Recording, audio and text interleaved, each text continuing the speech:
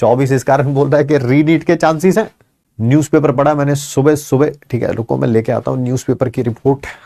Times of India में first page पे news कुछ इस प्रकार लिखी हुई है, मैंने आर्टिकल पूरा पढ़ भी लिया है। गवर्नमेंट ने सुप्रीम कोर्ट को क्या हलफनामा सबमिट किया है, ठीक है, अकॉर्डिंग टू दैट, और शायद ये सबमिट भी कल ही किया गया है, ठीक है। उन्होंने ये लिखा है, हाँ, late evening affidavit on Wednesday, यानी कि कल शाम को सेंट्रल गवर्नमेंट ने अपना एफिडेविट दिया है सुप्रीम कोर्ट को। तो कल शाम की रिपोर्ट है ये, ठीक है।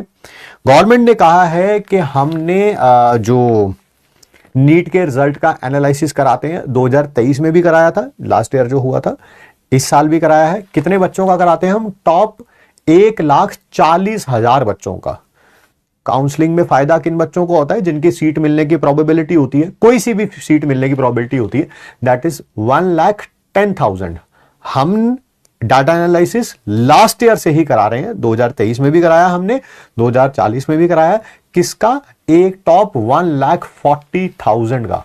कौन करता है ये गवर्नमेंट की तरफ से data analysis? According to the government इन्होंने बोला कि IIT मद्रास, ठीक है, और उन्होंने कोई भी एबनॉर्मेलिटी नहीं पाई है।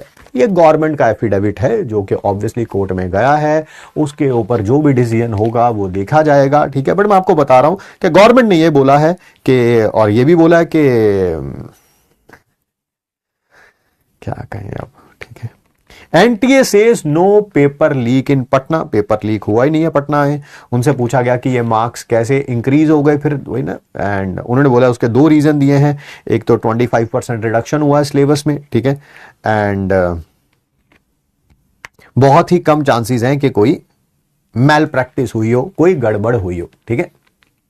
तो ये गवर्नमेंट का क्लैरिफिकेशन है जो कल शाम को ही सबमिट किया गया है सुप्रीम कोर्ट में, ठीक है। But that's how it is, ठीक है। बाकी सुप्रीम कोर्ट पे हम लोगों को विश्वास होना चाहिए, ठीक है, मैं बिलीव करता हूं। आप पता नहीं, एक्चुअली कई लोग पता क्या है, सुप्रीम कोर्ट को फॉलो ही उन्होंने अब फॉलो करना शुरू किया है नीट के कारण, ठीक है। हम तो देखो इतना टाइम हो गया सुप्रीम कोर्ट को हम देखते आए हैं, सुप्रीम कोर्ट हमेशा सही जजमेंट ही देता है। आपको सही बात बताऊं, चाहे वो हमारे फेवर में हो या ना हो, एक अलग बात है। देखो जब भी ये डिसीजन आएगा, रीनीट होगा नहीं होगा, that's a different issue all together, ठीक है।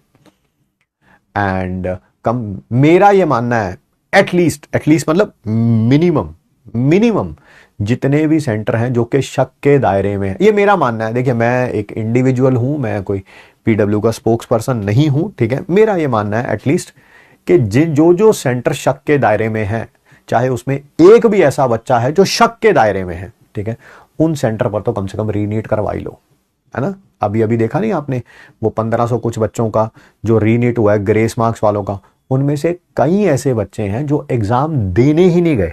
अरे मैं एक स्टूडेंट हूं, मेरे मान लेता हूं ईमानदारी से 580 मार्क्स आ रहे थे, ठीक, और ग्रेस मार्क्स के कारण मेरे को 680 मिल गए, ठीक।